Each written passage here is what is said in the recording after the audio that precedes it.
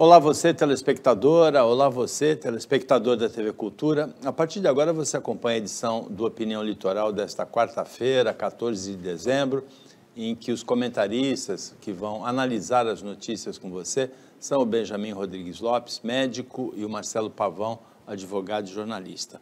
Pavão, a nossa primeira questão, você já conversou sobre ela comigo na Jovem Pan hoje de manhã. A Câmara Federal aprovou a toque de caixa, como se falava antigamente, ou em regime votação relâmpago, como se fala hoje, uma modificação na lei das estatais para mudar o período de quarentena que um dirigente de partido ou coordenador de campanha, dirigente de campanha eleitoral, tinha para ocupar um cargo numa estatal. A mudança é feita principalmente para que o coordenador da campanha do Lula, Aloysio Mercadante, possa ser o santista, né? Aloysio Mercadante possa ser o presidente do BNDES. O prazo era de 3 anos e a quarentena passou a ser uma trintena, né? 30 dias, ou seja, nada, né? Nada. Boa tarde. Boa tarde, Paulo. Boa tarde, Benjamin. Boa tarde a todos que nos assistem. Paulo, é casuísmo, sim, porque está sendo feito para indicar o ex-ministro, ex-senador Aloysio Mercadante, porém a lei dos dirigentes estatais precisa ser alterada, ela precisa ser moderada. E vamos dar um exemplo, olhando para o futuro. O atual presidente Jair Bolsonaro, ele, a partir de 1º de janeiro, será o presidente de honra do PL. Ele tem um cargo, será comissionado para isso. Se ele ficar, de acordo com a lei que estava em vigor, né? Se ele ficasse 1 ano e 1 dia como presidente de honra do PL, ele já não poderia se candidatar, não poderia ocupar cargo num próximo governo. Então, assim, vendo a legislação comparativa no resto do mundo, não há comparação com essa quarentena que se tinha no Brasil de 36 meses. Mas sim, é um casuísmo que precisa ser pensado, e eu vou além, Paulo e Benjamin.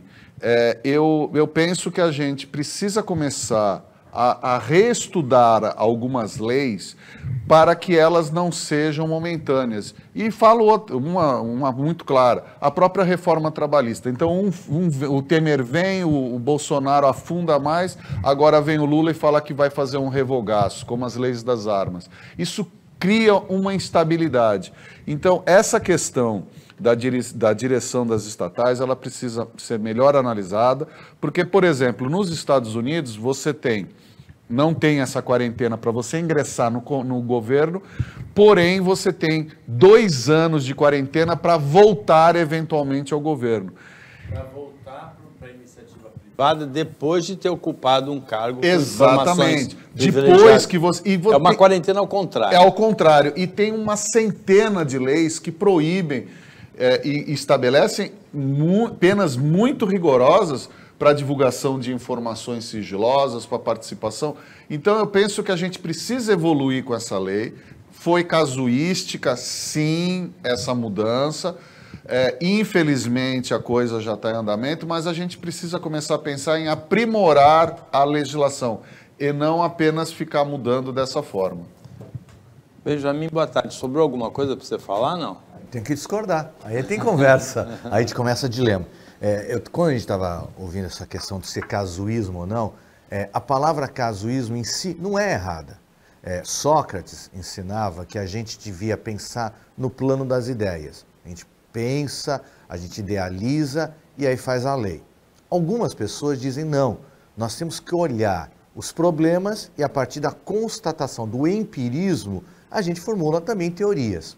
Quando a gente fala um casuísmo, a gente percebeu o seguinte: aquela lei não funciona bem. Não é correto você impedir alguém só porque ele participou da campanha de assumir um cargo que ele tenha condições de assumir e que ele preste contas do que ele fez lá. Quando a gente percebe que essa lei está errada, tem que ser mudada. Se ela foi mudada a partir do exemplo concreto do Aloysio Mercadante, este fato em si não é um demérito. O que o Aloysio Mercadante vai apresentar é que vai provar a certeza ou não. Eu estava pensando, enquanto o Pavão falava, em 3 leis que eu sempre discordei muito. Essa da quarentena, a segunda, que é do teto de gastos, que está na pauta de toda a discussão. Fizeram um teto de gastos que, em princípio, não está errado. Mas você não pode congelar por 20 anos num país que tem inflação de 10% ao ano. A gente sabe que isso não vai dar certo. Tem que ser alterado. A terceira lei, que foi revogada, que dizia que militar não poderia participar do processo eleitoral. Modificaram, deu no que deu. Pode? Não pode? Acho que a discussão da sociedade é viva. E esse jornal, ele tem isso, ele tem uma opinião. A gente escuta, a gente discute. Acho sim que a gente tem que repensar a compliance dessas empresas. Como é que a gente garante que a pessoa que vai ser indicada lá dentro, primeiro, tenha condições técnicas? Olha, indicar um ginecologista para presidente do BNDES não está correto. Aqui na cidade de Santos, e eu uso esse exemplo, um ginecologista foi indicado para presidente da Coab, que tinha que fazer casas populares. Já fazem muitos anos. Não está correto. Agora, um economista com formação, com conhecimento, só porque ele coordenou a campanha do candidato eleito, ele não pode assumir uma posição importante? Está errado. Eu entendo que o casuísmo está sempre errado, porque a adaptação de uma lei a um caso, o conceito é errado. No caso do Mercadante, a adaptação deveria ser do planejamento da campanha do Lula à lei. Está pensando se ganhar no Mercadante para ser presidente de um banco, um ministro, ou de outro estatal, né? Porque no caso é a lei das estatais que cuida disso, não coloca o Mercadante na coordenação da campanha. E aí ele estaria apto. Discutir o espírito da lei, tudo bem, vamos discutir, está certo, está errado, a quarentena tem que ser ao contrário, tem que ser menor. Trintena também é a mesma coisa que não ter quarentena. Mas adaptar a lei para resolver um case, aí eu acho que é errado essa história do casuísmo. Mas cada um tem sua opinião. É bem a política brasileira, né? O casuísmo, eu lembro que foi um termo criado no final do século passado exatamente porque várias situações foram resolvidas dessa maneira.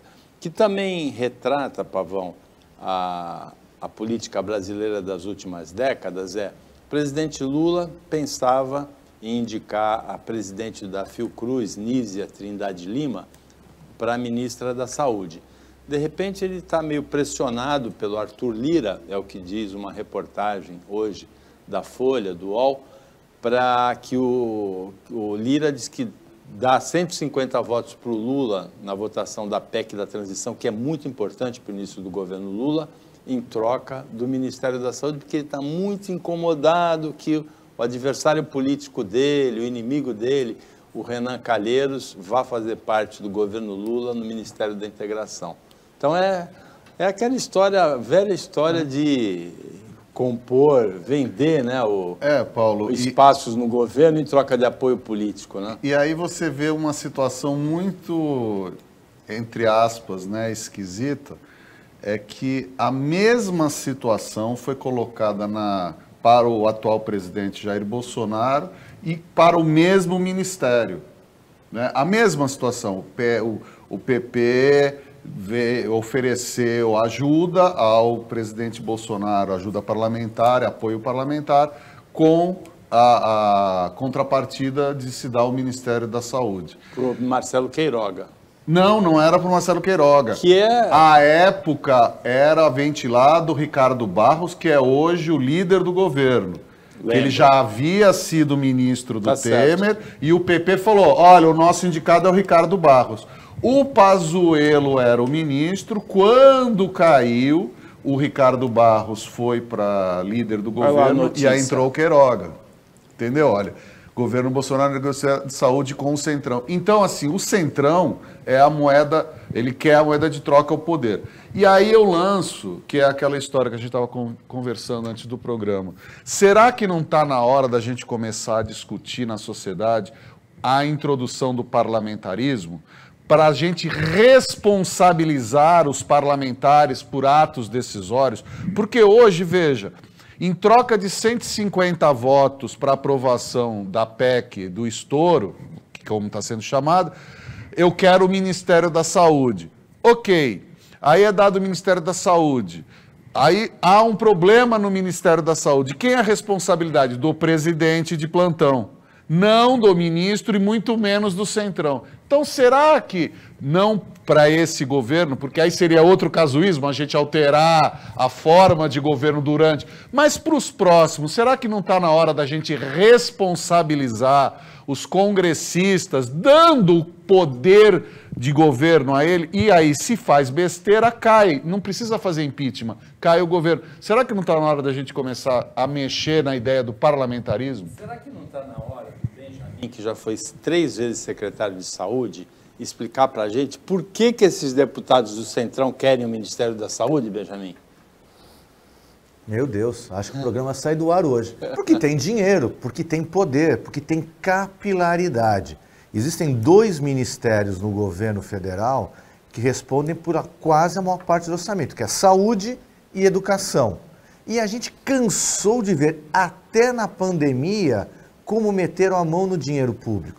A gente precisa lembrar que pediram $1 por vacina. No Ministério da Educação, as verbas eram negociadas em barras de ouro. A gente só precisa ter um pouco de memória. Eu concordo com o Pavão, que acho que a gente precisa repensar um pouco o jeito de ser a política do Brasil. Hoje a gente vive um presidencialismo de colisão ou de cooptação. O presidente tem poder, mas ele tem uma faca no pescoço o tempo inteiro. Essa faca no pescoço se chama-se impeachment.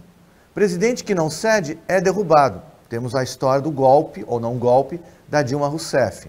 Ao mesmo tempo, este presidente, que eu quero chamar a atenção, o Lula, ainda não é o presidente de fato. Ele é o presidente diplomado.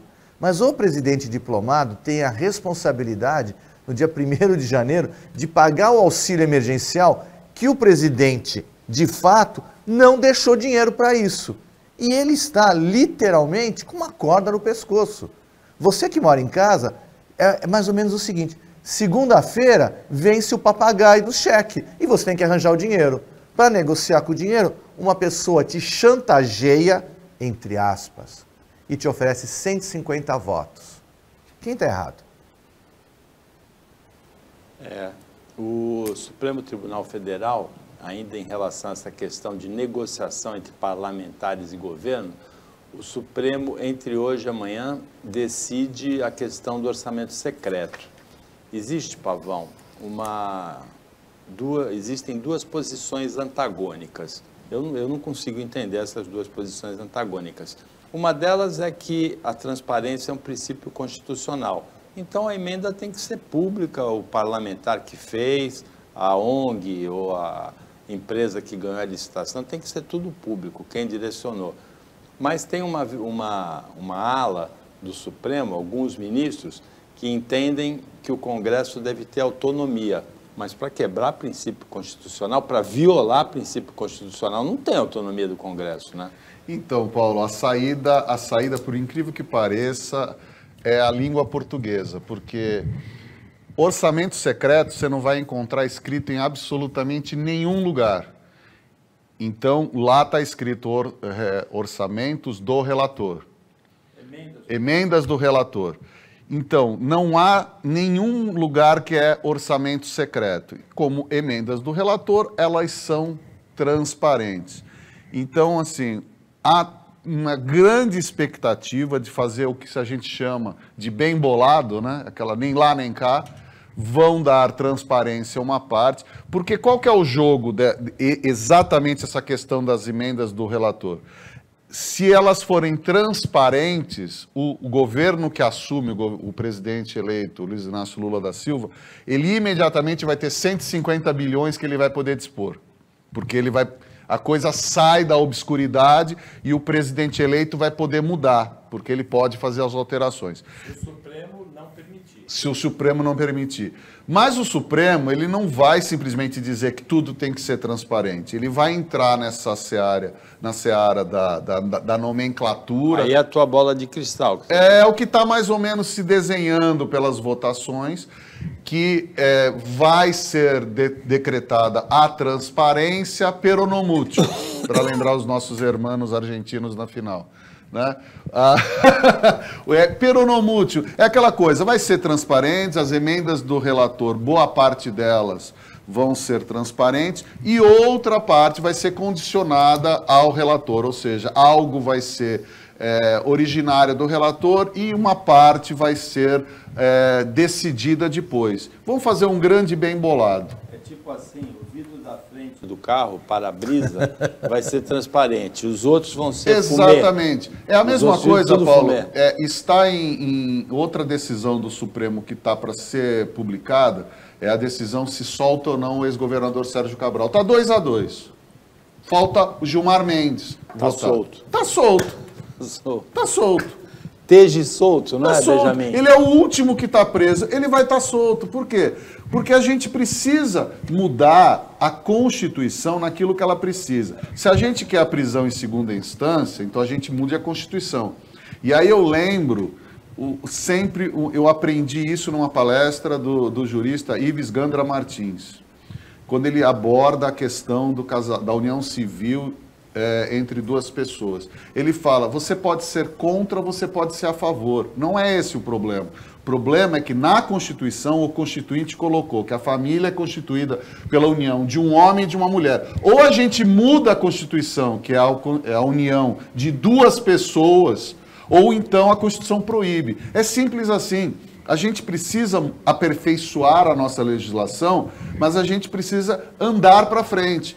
A questão da quarentena, a questão da transparência, não pode ser aceita. E a questão da prisão também, porque, na verdade, a prisão do Sérgio Cabral, embora ela seja justa para toda a sociedade, pelos desatinos, todas as loucuras que ele fez em termos de corrupção, desvio de dinheiro, ela é uma prisão irregular, não é, Benjamin? Eu quero só começar pedindo direito de resposta, que eu fui ofendido pelo comentarista anterior, quando lembrou da final. Afinal, eu sou marroquino desde criança, tenho a carteirinha de filiação. Mas sua camisa hoje tem um azul argentino aí, hein? Não, ou um azul francês também, a sua também. A minha é azul argentino assumido. Eu tô de marroquino aqui. Eu sempre achei que era Paulo Chiffet, que ele era francês. Não. Então, voltando aqui. Na minha casa é só o bulldog francês, que é o cachorro, que torce para a França. Todos os outros torcem para a Argentina. Ainda cortaram o rabinho dele para não ficar alegre quando você é gol. Acho que a gente está vivendo uma época muito conturbada. E o Pavão vai exatamente no correto.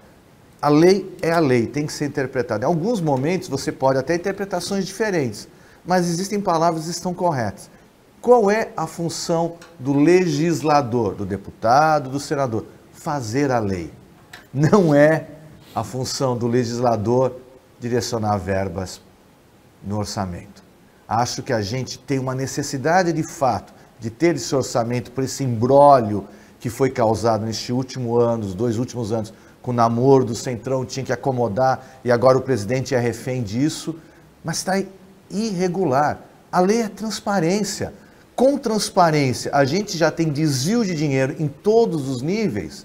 E essa conurbação do executivo com o legislativo nunca termina bem. Nós vivemos numa região em que nós temos 2 prefeitos acusados de envolvimento complicadíssimos, com denúncias formais de corrupção e que suas câmaras legislativas, no caso as câmaras de vereadores, não aceitam os pedidos de impeachment.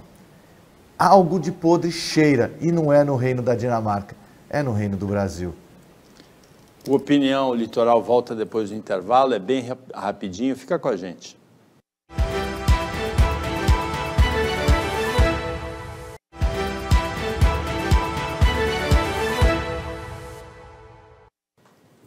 Voltando com Opinião Litoral desta quarta-feira, o Benjamin Rodrigues Lopes e o Marcelo Pavão estão comentando as notícias com você.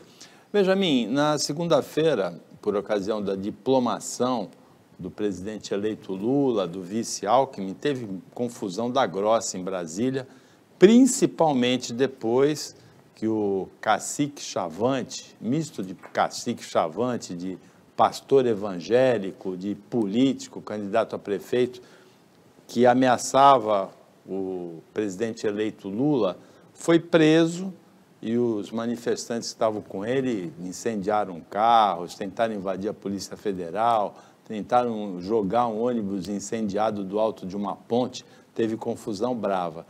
A Polícia Federal e a Secretaria de Segurança do Distrito Federal estão procurando identificar por imagens esses autores dessa violência toda, esses agressores, e o Supremo Tribunal Federal, que tinha determinado a prisão por determinação do Alexandre de Moraes, a pedido da Procuradoria-Geral da República, o Supremo se reuniu e manteve a prisão do cacique, Benjamin. Era para eu estar lá. Eu estava pronto para ir na diplomação. Aí tive um problema familiar, acabei não indo. E o que a gente escuta e o que a gente vê é o seguinte, imagine se o MST vá na sede da Polícia Federal de Santos e tente invadir. Você imagine quantos estarão na cadeia 5 minutos depois. Ali tem tudo filmado, em todos os lugares por onde eles passaram. Eles estavam, inclusive, muitos desses manifestantes estavam na porta dos quartéis de Brasília e foram para fazer a invasão. Assim, só não estão presos porque alguém ainda não quer. O que a gente recebe, e aí não é o tiozinho do Zap, é que assim, estão esperando virar o ano para que esses processos voltem a andar. Acho que a postura que o Tribunal Superior Eleitoral, o ministro Alexandre, teve até agora foi muito coerente, uma postura dura e incisiva. E a gente precisa voltar a ter a lei e a ordem nesse país. Não dá mais para a gente ver pessoas na porta de quartéis pedindo que seja quebrada a Constituição e que haja um golpe militar. Não dá mais para a gente ter um ex-deputado federal alucinado dando tiro de, eu vou errar o nome da arma, carabina, escopeta, nos carros das polícias federais, jogando granada. Um pastor índio candidato que teve aproximadamente 687 votos. 689. Errei por 2. Estou melhorando o meu approach. E tentar invadir a Polícia Federal. A gente precisa de lei e ordem. O nosso país, a nossa bandeira verde e amarela, está escrito ordem. E quem jurou defender a ordem durante o seu mandato, que termina no dia 31 de dezembro, tem contas a pagar. Tem que explicar por que deixou o Brasil chegar a este ponto. Isto foi na diplomação. Em alguns dias nós teremos a posse do presidente. Será que nós vamos ter que viver as cenas que nós estamos falando desde o ano passado? Nós vimos o que aconteceu nos Estados Unidos, vai acontecer a mesma coisa, o cara de chifres vai aparecer lá vestido. Nos Estados Unidos teve mortes, graças a Deus até agora não. Até quando? Paulo, concordo com o que o Benjamin falou. Primeira coisa, os atos de vandalismo. Primeiro, vamos começar a colocar o nome correto dos atos. Foram crimes cometidos, vandalismo e terrorismo nas ruas de Brasília na segunda-feira. Aquilo não é manifestação. Então vamos começar por aí. Aquilo é crime. Os primeiros atos começaram a circular nas redes sociais, enviados por moradores de Brasília, deputados, vários parlamentares. Um monte de gente começou a publicar os primeiros atos, os primeiros incêndios feitos. O que a PM do Distrito Federal fez? Nada. Então, é isso que precisa ser cobrado, inclusive do governador Ibanez. Por que as polícias não agiram e permitiram toda aquela destruição? Então, aí houve uma hipotética prevaricação que precisa ser vista. A primeira coisa, da mesma forma que o comandante da Polícia Rodoviária Federal, hoje ele é réu, hoje ele é réu de um processo, ele está sendo processado por prevaricação, porque ele deu ordem expressa para não se fazer nada no dia da eleição e naquele período. Então a gente precisa começar a colocar em ordem as funções. Segundo, Paulo, Benjamin, amigos e amigas, as Forças Armadas, inicialmente, o atual governo disse que não iria substituir os comandantes das Forças Armadas até o último dia, coisa que não é o normal, porque você precisa fazer a substituição dos comandantes para não ter o que se chama de solução de continuidade. A coisa precisa continuar. Então, os novos comandantes militares já foram escolhidos. Todos os batalhões do Brasil, todos, existiam 2 ou 3 que estavam assim querendo levantar, opa, para onde que a gente vai?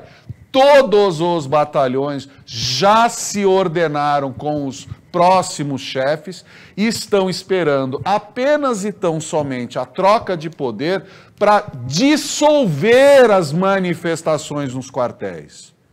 Então, assim, não é que, olha, vai ter... Quem continuar brincando de soldadinho na frente dos quartéis vai enfrentar as tropas. E não é uma questão de bater. Eles provavelmente vão sair com mangueira, com água para dispersar aquele povo, para ver se cai na real. Então você que está indo para a frente do quartel, presta atenção. Você está absolutamente entrando numa vibe, numa onda que não vai prosseguir. Então, assim, eu acredito sinceramente que nós não passaremos pelo que o governo americano passou com a posse do próximo presidente, do presidente eleito. Eu não acredito nisso. Os comandantes militares já se colocaram numa situação de que a democracia será garantida. Então, as coisas estão entrando nos trilhos. As pessoas que estão na frente de quartéis é que precisam voltar à consciência e, se quiserem eleger um presidente ou uma presidente daqui a 4 anos, ou prefeito daqui a 2 anos, que se organizem politicamente, escolham seus candidatos e votem nesses seus candidatos da sua escolha. Agora, golpe... Ou então ficar gritando, que nem fizeram outro dia na frente do Palácio do Planalto, fica Bolsonaro, fica Bolsonaro. O que é isso, gente? Isso é delírio. Então, assim, eu não acredito nas coisas. E agora, daqui para frente, as pessoas precisam ser enquadradas pela lei. E é aquilo que o Benjamin falou. Se fosse o MST outro negócio, não chegaria nisso. Então, por que da omissão? Precisamos, primeiro, apurar a omissão. Segundo, quer trocar o governo? É no voto, não é no grito e nem no golpe. E vamos parar com essa loucura de golpe, de ruptura democrática, com as pessoas no celular fazendo live, fantasiada de brasileirinho. Que é isso? Sabe? A gente precisa, ou a gente é democrata, ou então assuma, eu sou um terrorista, e aí assuma as penalidades pelo terrorismo, pelo vandalismo. Do jeito que a gente está, nós não estamos tratando, primeiro que não são loucos, a gente está tratando com criança. Então, as pessoas precisam ser chamadas à responsabilidade, e responsabilidade é pagando pelo vandalismo e sendo preso pela depredação. De um coronel do Exército aposentado que disse que essa ocupação da parte frontal dos quartéis é irregular e deve ser combatida. Benjamin, tem uma pauta especial para você aqui. A gente está muito preocupado nos últimos 2 anos com o Covid, nos últimos 3 anos, na verdade, né, 2020, 2021 e esse ano que está terminando, 2022. E nesse ano, a dengue teve 1.400.000 casos e quase 1.000 mortes, 978 mortes registradas no Brasil. É importante a gente continuar tomando cuidados para enfrentar, para combater o mosquito da dengue, da zika, da chikungunya, que é o mesmo mosquito, né? Particularmente, assim, as doenças arboviroses, que são causadas pelos insetos, nós temos uma ligação muito triste aqui com a nossa cidade. Santos, por ser um porto, ela sempre foi a porta de entrada dessas grandes epidemias. E Paulo e Pavão, isso mostra um pouco o grande vício do capitalismo na saúde. Nós temos epidemia de dengue há pelo menos 30 e poucos anos. E não temos vacina eficaz. Porque o dengue pega, infelizmente, os países subtropicais e, de uma maneira geral, subdesenvolvidos. Quando uma pandemia assustou o mundo inteiro, a vacina foi pesquisada, como diz o Paulo, nos seus 10 mil anos, a toque de caixa. Dengue também tem essas características. A gente precisa de investimentos em pesquisa. É claro que as proporções são muito diferentes. A gente só teve, e só com milhões de ressalvas, 1.000 mortes com dessas arboviroses. Mas tivemos 1,4 milhões de casos. Quem já teve dengue, eu tive dengue uma vez, sabe que é uma das piores dores que você tem. Você fica praticamente inválido por alguns dias. As outras doenças, o chikungunya, podem causar, inclusive, sequelas, como problemas articulares, cansaço crônico. A gente precisa investir. A gente percebeu que simplesmente dizer para a pessoa, olha, não deixe a água acumulada, não funcionou. Nós gastamos anos e anos em campanhas e não está funcionando dessa maneira. Precisa da conscientização pessoal, mas precisa basicamente investimento em saúde. Paralela a essa notícia, existe uma notícia que é tão alvissareira e ao mesmo tempo tão repugnante. Um grande laboratório, acho que americano, ele conseguiu um remédio com engenharia genética que cura a hemofilia. A hemofilia é uma doença que você nasce com defeito na tua célula e você não cicatriza. Se você se cortar, você morre sangrando. Eles conseguiram, com a mutação, fazer um vírus que leva esse gene para a tua célula. E ele é hoje o remédio mais caro do mundo. Eu vou errar o número, o Paulo vai corrigir daqui a pouco. Acho que é 3,5 milhões de dólares a dose do remédio. Quem consegue tomar este remédio? Só o Elon Musk, né? Agora, que não tem hemofilia. A dengue chegou no Brasil, aqui em Santos em 1997, então só que eram 9 casos não autóctones, né? Eles foram contraídos em outras cidades e vieram para Santos. Em 98 são os primeiros casos autóctones. São 25 anos de dengue aqui e a situação novamente volta a preocupar, porque embora seja uma epidemia muito menos letal e com muito menos casos do que Covid, 978 mortes no Brasil no ano são 978 mortes. Sabe, Paulo, a história da dengue em Santos é um pouco mais complicada. Santos era, naquela época, vivia epidemia de AIDS. Porque na década de 80 já havia dengue no Rio de Janeiro, né? Na Amazônia, né? E aí, na mudança do governo local, que perdeu uma eleição, muitos dos médicos sanitaristas que controlavam os portos, os caminhões, a entrada das cargas foram demitidos, porque eram alinhados a um outro governo. E aí houve uma explosão do dengue em Santos. De Santos, ela entrou para o litoral, para o interior de São Paulo e se disseminou para o resto do Brasil. Foi a mudança de governo do Davi Capistrano, que terminou o mandato em 96, para Beto Mansur, que começou em 97. Beto Mansur, que deve estar aqui no programa na sexta-feira. O Opinião Litoral volta depois do intervalo.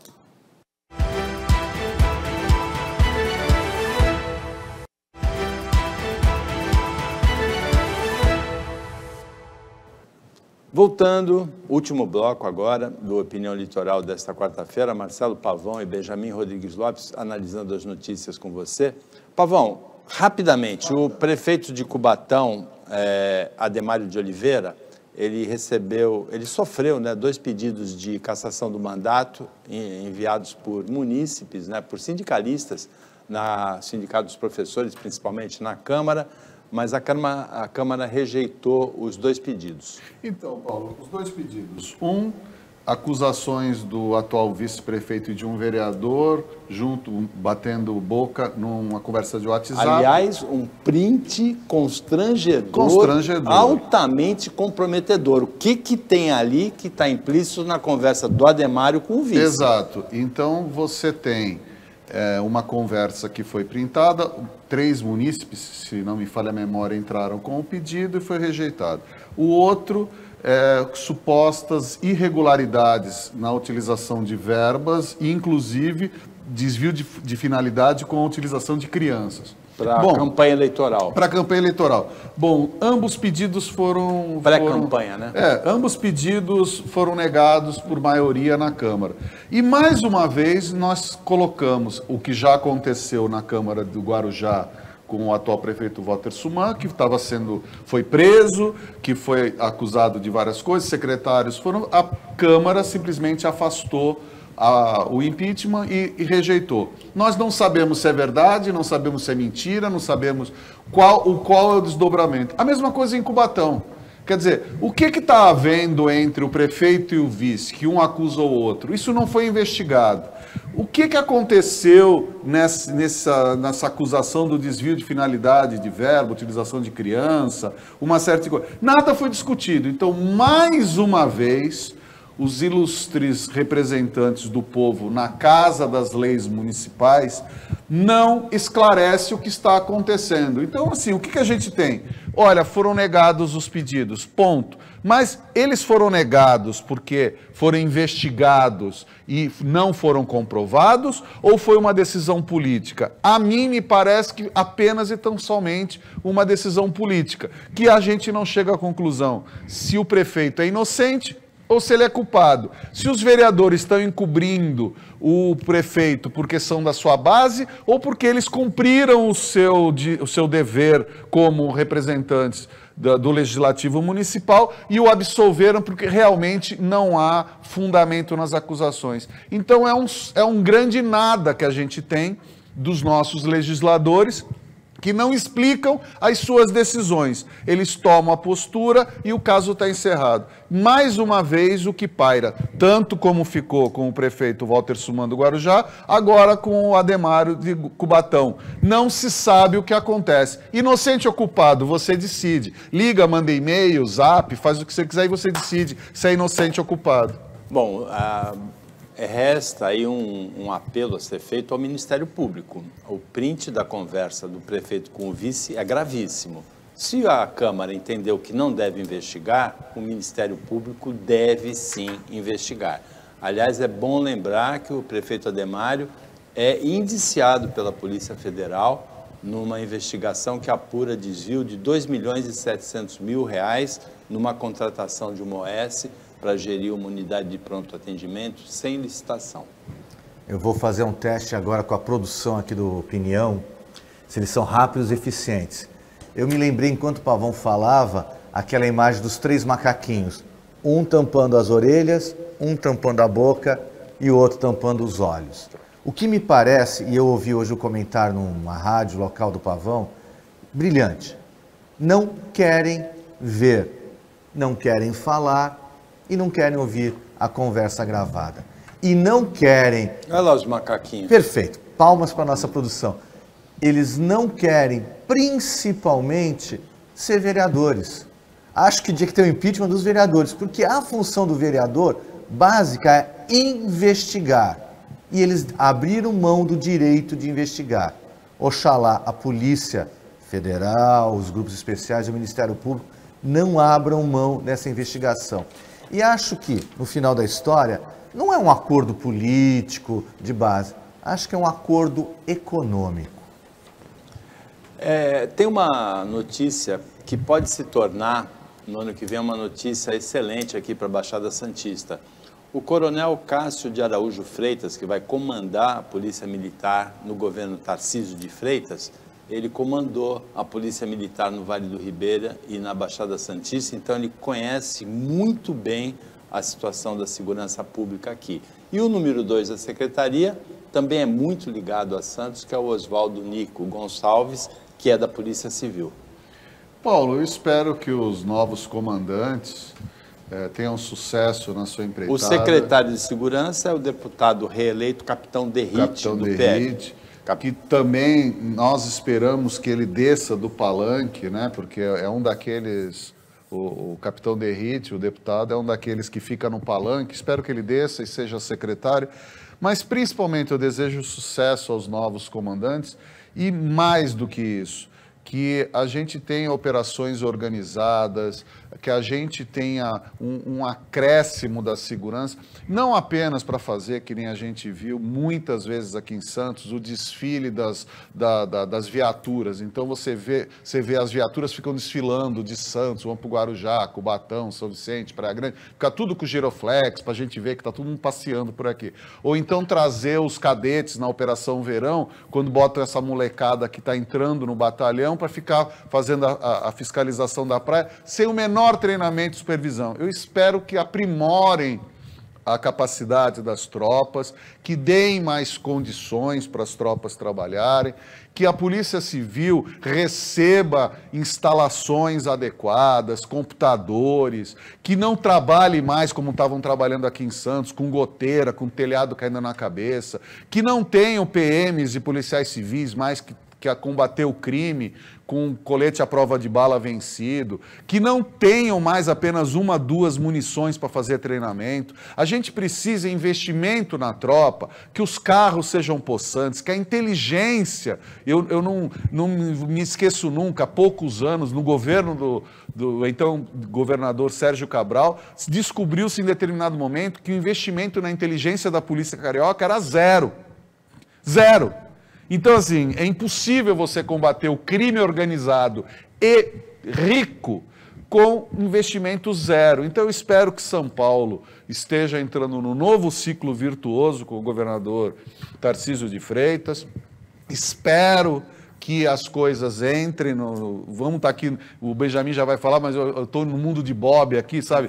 Estou achando que vai ser tudo melhor, porque realmente a gente precisa, e principalmente uma coisa que eu cobro agora, o ministro Tarcísio, que ele falou que eleito fosse, iria batalhar para a mudança da legislação penal. Nós precisamos sair da década de 1940 e vir para o século XXI. Não é possível que a polícia combata o crime e antes do policial parar de prestar seu depoimento do caso, o criminoso, o suspeito já saiu pela porta da frente.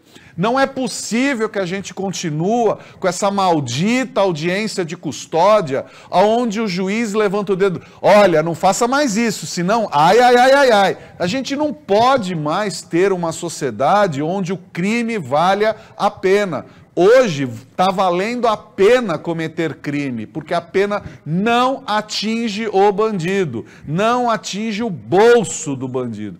Então a gente precisa ver isso, então os novos comandantes precisam se antenar com os deputados federais, com os senadores, o governador, com o presidente, para a gente mudar a legislação, onde a polícia volte a ser respeitada e o bandido não dê risada, porque hoje ele dá risada na cara do policial. Já que o Pavão foi no mundo de Bob, eu vou um pouco mais antigo. Eu sou mais velho que o Pavão, muito mais jovem que o Paulo Schiff. Mas eu sou do tempo da Vila Sésamo. Oh, eu sou geração Vila Sésamo. Não queria te entregar. E eu lembro, assim, pequenininho, vendo Garibaldi, os personagens, tinha uma frase que sempre me marcou, que era um episódio que uma criança se perdia e ela lembrava assim, olha, minha mãe falou que se eu tivesse perdido, a pessoa que eu posso confiar é o policial. Procure um policial e ele vai te ajudar. Eu quero tudo isso que o Pavão pediu. Acho que o capitão Derritz, o nosso coronel da PM que está assumindo o cargo, eu esqueci o nome dele, me desculpe, Paulo. Cássio Araújo de Freitas. Cássio, façam o combate e o enfrentamento ao crime. Todos nós sabemos, eu não sou um operador do direito, eu sou um pobre médico, mas eu sei onde tem o tráfico de drogas em Santos, eu sei aonde eu não posso entrar à noite com o meu carro, eu sei que rua eu não sou bem-vindo. Mas eu também sei que a nossa Baixada passou por 2 casos vergonhosos recentemente. Um grupo de policiais civis extorquindo e escondendo cocaína apreendida de traficante para ganhar algo em torno de 5 milhões de reais, e um grupo de policiais militares na cidade vizinha assassinando a sangue frio uma pessoa que tinha cometido um assalto. Não vou defender jamais o assaltante, mas também não quero o direito de morte. Acho que nós ganhamos em muito com as câmeras nos uniformes dos PMs.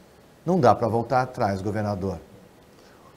Bom, tem uma notícia da pauta para a gente encerrar, aliás 2. O apresentador Márcio Gomes, da CNN Brasil, chamou no ar a emissora de Globo News. Ele era há muito tempo da Globo News, no começo da pandemia ainda era ele que apresentava os números do Covid no Brasil, e durante uma transmissão na CNN Brasil, ele chamou a... Tá aí, pode colocar o áudio. Tem o áudio? A Globo News, a CNN continua com a sua... Eu vou absolver o Márcio Gomes, que eu também já muitas CNN vezes, continua o programa que mudou de nome de Opinião 2.0 para Opinião Litoral, muitas vezes eu errei também. E para terminar... Paulo, deixa eu fazer um comentário.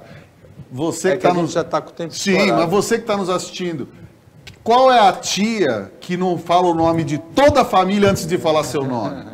Pior, qual é o namorado que nunca chamou a namorada pelo nome da ex? Então... Isso é imperdoável.